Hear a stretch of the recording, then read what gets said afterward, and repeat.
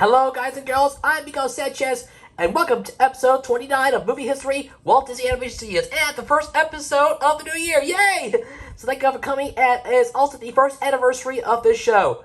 Man, I'm so glad you're here today. So, are you ready to have fun? You better be, because it's go time. Welcome to Movie History, Walt Disney Animation Studios, and based on your suggestions, I decided to start a new movie history series, and this time it'll be focusing on another animation studio. This time it'll be DreamWorks Animation. That's right, my friends. That's right. I'll be alternating between this show and that of DreamWorks Animation. So I'll be starting up a new show called Movie History DreamWorks Animation. This will be pretty good. So be on the lookout for that new show coming soon. That's right. Movie History DreamWorks Animation is coming soon on this channel after the conclusion of this one, so stay tuned. But for now, let's get to today's episode, shall we? For episode 29, we're looking at the Rescuers Down Under. This is gonna be a lot of fun, my friends. I can't believe it, guys. The first episode of the new year, and we're gonna get into it today. So come one, come all. It's gonna be a whole lot of fun. We're sure you're gonna have a good time. For those who haven't seen episode 28, our previous episode was the very last one of 2021, as it was about Little Mermaid. So you haven't seen yet, watch it now. The link to it is up there at the top of the recording screen. What are you waiting for? Give it a watch. See it for yourself. 70 went away. It's for a good cause.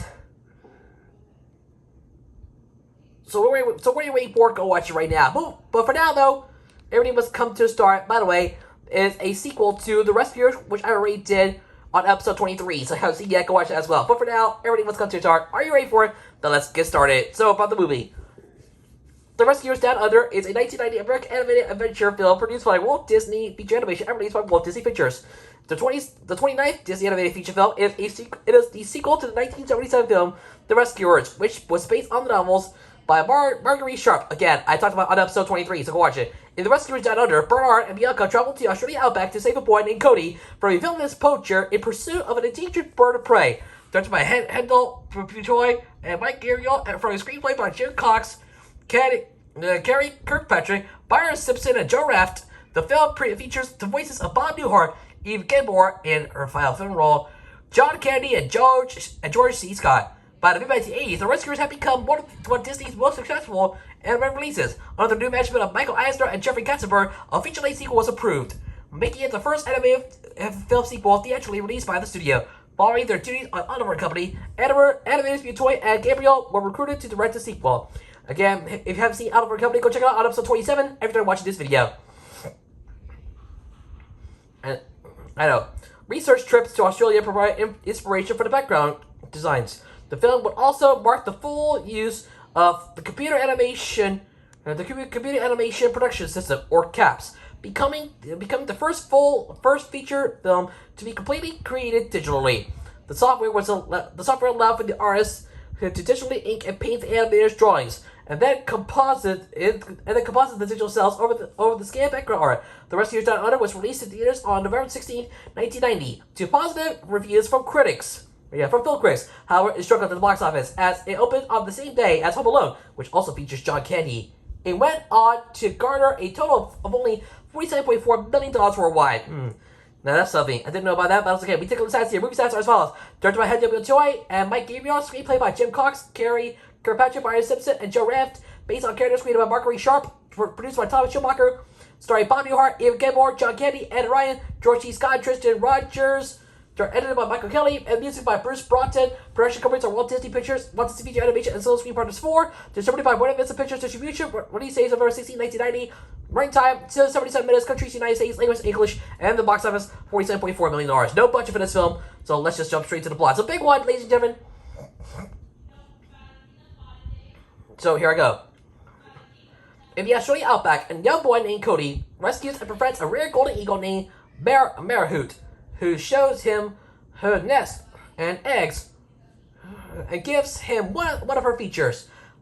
Later on, he falls into the animal trap set by Percival C. McLeish, a local poacher who wanted by the Australian Rangers. Poacher, underlined. That's right. That's the keyword here. I forgot to say it up, but that's the keyword here. Poacher. So remember that. Seeing that Cody knows Marahoot's whereabouts, since the boy has a feather, McLeish, who earlier kidnapped Marahoot's mate, kidnaps Cody, throwing the boy's backpack to a float of crocodiles to convince the Rangers that Cody has been eaten. The mouse who was the bait in the trap hurries to an outpost, for which a telegram is sent to the Rescue Aid Society headquarters in the United Nations, New York City. Bernard and Miss Bianca, the RAS's elite field agents, are assigned to the mission. Interrupting Bernard's attempts to propose marriage to Bianca, they go to find Orville the albatross, who aided them before, and meet his brother Wilbur, who flies down to Australia. There they meet Jake, a hopping mouse who is the RAS's local regional operative. Jake becomes infatuated with Bianca and flirts with her, much to Bernard's dismay. He serves as her tour guide, and protector in search of the boy. Wilbur accidentally bends his spinal column out of shape, trying to help him. So Jake sends him to the hospital in an old ambulance. Wilbur refuses to undergo surgery, but his back is strained as he fights to escape the medical mice. He flies off in search of his friends.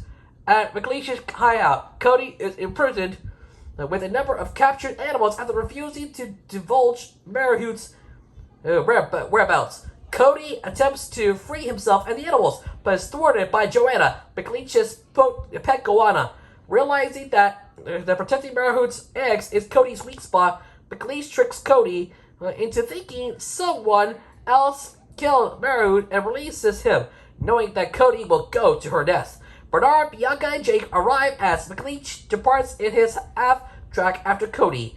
The three hitch a ride on the vehicle and attempt to warn Cody upon arriving at the nest, but McLeish, but with the error right here, has to be a capital letter L. Little type here. Captures Cody, Marahut, Jake, and Bianca.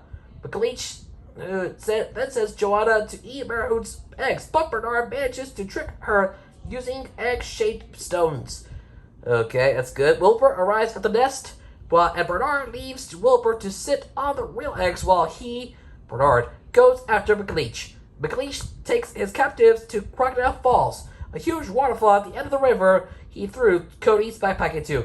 He ties Cody up and hangs him over the flow of crocodiles, intent on feeding him to them. But Bernard, riding a wild razorback pig he tamed using a horse whispering technique he learned from Jake, arrives and disables McLeish's vehicle before he can succeed.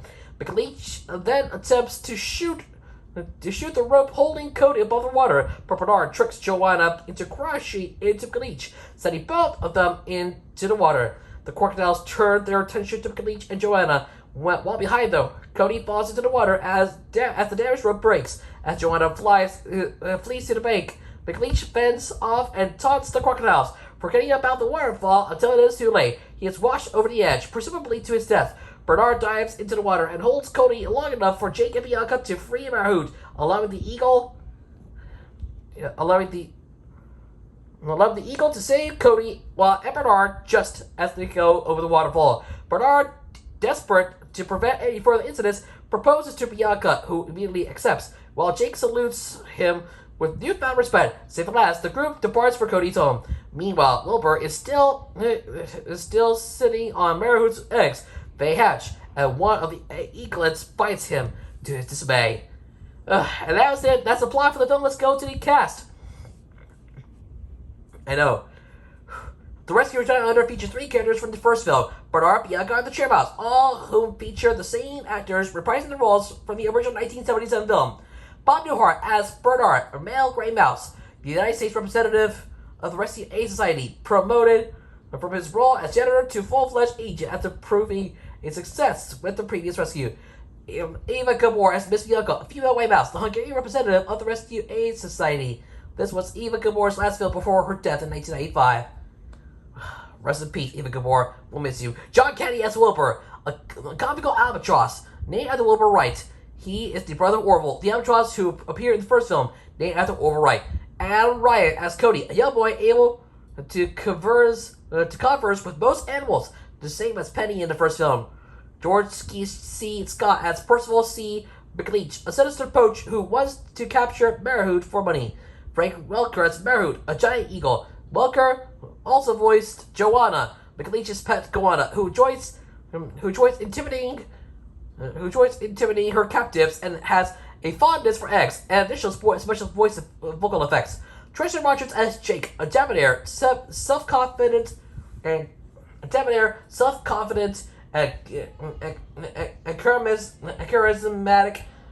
charismatic hopping mouse. So yeah, that's everything you need to know. Peter Firth as Red, a male red kangaroo imprisoned by McLeish. Wayne Robson as Frank, a fearful and erratic frill-necked lizard imprisoned by McLeish.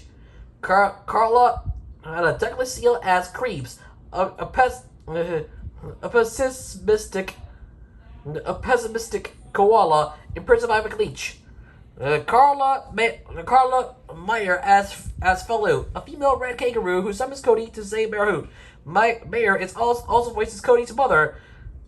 So there you go. Bernard Fox as Chairmouse, the chairman of the Rescue Aid Society. Fox also voices Dr. Mouse, the supervisor of the surgical mice who examines Wilbur when he is injured. Rusty Taylor as Nurse Mouse, the operator of Dr. Mouse's instructions, and a competent second in command. Yeah. And by the way, Rusty Taylor was the former voice of Minnie Mouse. Yeah, before she died in the 2010s. Rest in peace, Rusty Taylor. We'll miss you. And finally, Peter Greenwood as the airplane captain and the radio announcer. One of the few members of the cast to voice two roles. The radio announcer has a pivotal moment as a mother is handed Cody's backpack. And that's everything you need to know. Let's go to the production, starting with the development. I know. By 1984, The Rescuers have become one of Disney's most successful recent animated films, earning $41 million worldwide in worldwide box office rentals. Under the new studio management of then CEO Michael Eisner and studio chairman Jeffrey Katzenberg, it was decided that a feature-length sequel should be produced. Shortly after, the success of Crocodile Dundee had enhanced the appeal of Australian culture to a mainstream American audience. The new sequel would be set in Australia, for which writing began in 1986. Following the work of Oliver and Company, Peter Schneider, president of Walt Disney Feature Animation, asked supervising animator Mike Gabriel if he would consider directing. At the time, Gabriel declined the offer, saying, "Well, after watching George scream at her, it doesn't look like it would be much fun." After a few months, Schneider made Gabriel another offer to direct the Rescue Down Under, which he accepted, following his assignment as supervising animator as Tito on Oliver and Company. I love it. Which was met with praise from general audiences. Henry and Toy was added to co-direct Rescuers Down Under with Gabriel. Meanwhile, Schneider recruited Thomas Schumacher, who had worked at the Mark Taper Forum, to serve as producer on the project. With Schumacher as producer, Schneider selected storyboard artist John Rapp to serve as story supervisor because of his ability to change and transform through excellence of idea. Throughout the storyboarding process, Raff constantly bolstered the creative morale of his crew, but he rarely drew storyboard sequences himself. Raff also had creative disagreements with the studio management and marketing executives, including one where he and the story team petitioned for the casting of an Aboriginal Australian child actor to voice Cody. According to storyboard artist Brandon Chapman, Katzenberg overrode this idea, casting a little white blonde kid and giving Cody a matching design. Because of the rising popularity of Australian-themed action films, and with Americans becoming more environmentally conscious, the filmmakers decided to abandon the musical format of the original, finding that the placement of the songs slowed down the pacing of the new film. Instead, they decided to market it as the studio's first action-adventure film, with Toy and Gabriel finding visual inspiration from live-action films by Orson Welles, Alfred Hitchcock, and David Lean. It will also mark the studio's first film since Bambi to have animal rights and environmental message. In December of 1988, original cast members Bob Newhart and Eva Gabor were confirmed to be reprising their roles. However, Jim Jordan, who had voiced Orville in the original film, died earlier that same year in April following a fall at his home. In acknowledgement of Jordan's death, Wright Disney suggested that the character of Wilbur will be written as Orville's brother to serve as his replacement. Intentionally, the names were a reference to the Wright brothers. Okay, so there you go, my friends. Moving on to same with production, we go to animation design. Another long one. Get ready, guys. Members of the production team, including art director Maurice Hunt and 6 of its animators, spent 7 days in Australia to study the settings and animals found in the Australian outback, to observe, take photographs, and draw sketches to properly illustrate the outback on film. They ventured through the Uluru, Catherine Gorge, and Kakadu National Parks. The inspiration for Hunt's initial designs emphasizing the spectrum of scale between the sweeping vistas and the film's protagonists.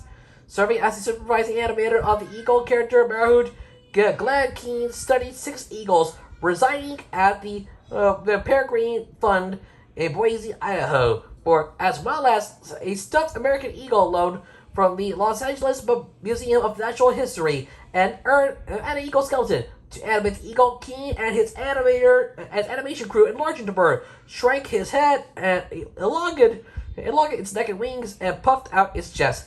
Additionally, Keane had to slow the bird's wing movements to about 25 to 30% of an eagle's flight speed. Because of the excessive details on Marhood, who carried 200 feathers, the character appeared for only 7 minutes altogether during the opening and ending sequences.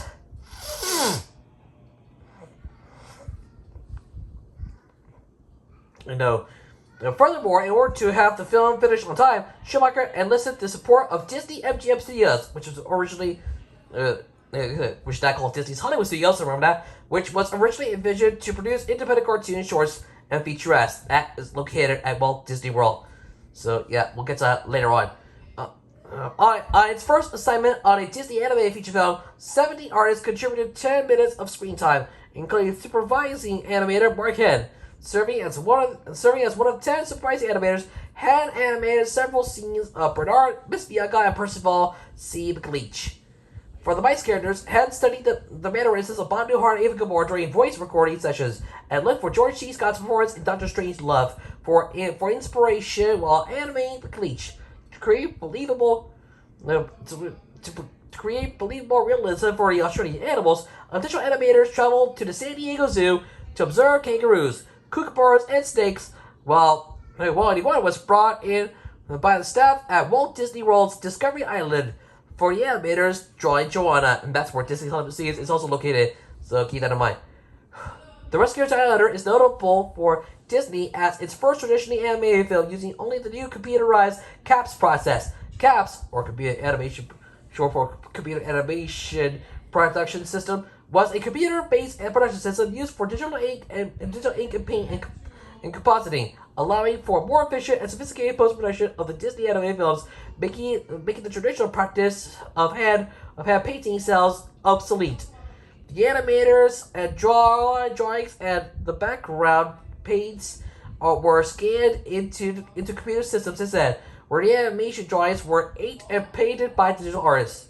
The drawings were later composited with the scanned backgrounds in software to allow for camera positioning, camera movements, multiple effects, and other camera techniques. Those digital files would then be recorded onto film stock. Number 18, two asterisks to number 18. You know what? I decided not to skip that. I'm just gonna leave it there for now. So skip. Sorry about the people. The film also uses CGI elements throughout, such as the field of flowers in the opening sequence, McLeach's truck, and perspective shots of Wilbur flying above Sydney Opera House and New York City. The CAPS project was the first of Disney's collaborations with computer graphics company Pixar, which would eventually become a feature animation production studio making computer-generated animated films for Disney before being acquired in 2006. And, of course, we'll have a movie history series on Pixar Animation Studios at a later time, so stay tuned for that. However, after Disney, we're moving on to DreamWorks, so keep that in mind. As a result, The Rescuers Down Under was the first animated film for which the entire final film elements were assembled and completed with a digital environment, as well as the first fully digital feature film. However, the film's marketing approach did not call attention to the use of the CAPS process. Okay, now that's something I'll see about that. Let's go on to the music. The score for the film was composed and conducted by Bruce Broughton. Unlike the vast majority of Disney animated features, the film had no songs written for it. Although Mess's montage includes a quotation from Rescue Aid Society by Sammy Faye, Carolyn Connors, and Anne Robbins, the only musical reference to the first film. This was the second Disney film to not include any songs, the first one being The Black Cauldron, which I already did on episode 2025, so please go watch it after you're done watching this video. The score received positive critical reception, with critics singling out Cody's flight for his sense of majesty, excitement, and freedom. AllMusic gave the soundtrack 4.5 out of 5 stars. In 2002, Walt Disney Records reissued the album on compact disc, including the Shelby Flint songs The Journey, Someone's Waiting for You, and Tomorrow's Another Day for the Rescuers. In 2016, Enjoy Records released the complete Broughton score, including material in italics, not used in the movie. Okay, let's go to release. During the film's theatrical release, the film was released as a double feature with the new Mickey Mouse featurette, The Prince and the Pauper. Over home media, The Rescuers Down Under was released in the Walt Disney Classics video series on September 20th, 1991, in Japan and scan transfer, while The Rescuers was released on VHS a year later in September 1992. Unlike the original film, however, The Rescuers Down Under was not included in the Walt Disney Masterpiece Collection. Both home video editions went to moratorium on April 30th, 1993. In its original release, the VHS edition sold 5.2 million units in the United States, generating $72.8 million in revenue. Launching in January 2000, Walt Disney Home Video began the Gold Classic Collection, with The Rescuers Down Under reissued on VHS and DVD on August 1st, 2000. The DVD contained the film in its 1.66:1 aspect ratio, enhanced for 16:9 television sets, and 4.0 surround sound. It was accompanied with special features, including a storybook and trivia, as well as an Elvis of the Outback activity booklet. That's right, 4.0 surround sound, 4.0. The Rescuers Down Under was released alongside The Rescuers on Blu-ray in a 2-movie collection on August 21st, 2012 to commemorate the first film's 35th anniversary in the United States. That's good. Finally, to close out this episode, we have the reception, starting with the box office. During its opening weekend, The Rescuers Down Under grossed $3.5 billion, ranking fourth after Home Alone, Rocky V, and Child's Play 2, and below the studio's expectations. As a result, Casper decided to pull all The Rescuers television advertising. The film eventually went on to make $27.9 million in the United States and $47.4 million worldwide. And finally, for critical reception. Finally, for critical reaction, let's close out this episode, ladies and gentlemen. It's a long one, so here we go. On the review aggregator, Rotten Tomatoes, The Rescuers Down Under has an approval rate of 71% based on 28 reviews, with a weighted average score of 6.30 out of 10. Anyway, 6.30 out of 10. The website's critical consensus reads, though its story is second rate, The Rescuers Down Under redeems itself with some remarkable production values, particularly its fight scenes. Roger Ebert of the Chicago Sun-Times awarded the film 3 out of 4 stars and wrote, Animation can give us the glory of sights and experiences that are impossible in the real world. And one of those sights in The Rescuers Down Under is of a little boy clinging to the back of a soaring eagle. The flight sequence and many of the other action scenes in this new Disney animated feature create an exhilaration and freedom that are liberating, and the rest of the story is fun too. Likewise, giving it 3 stars out of 4, Gene Siskel of the Chicago Tribune summarized the film as a bold, rousing, but sometimes needlessly intense Disney animated feature where good fun is provided by a goofy albatross voiced by John Candy. A long line of silly Disney birds. Jeanette Maslin, reviewing for the New York Times, praised the animation and the action sequences, though she remained critical of the storyline.